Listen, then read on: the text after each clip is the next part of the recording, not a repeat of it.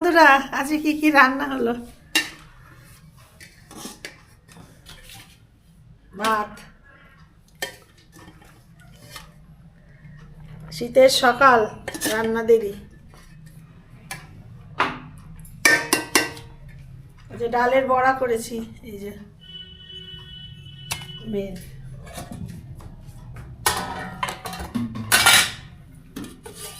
ডাল, লেবু, আচ্ছা অন্য পেঁয়াজের ডাল, আজকে টমেটোর না, পেঁয়াজের ডাল।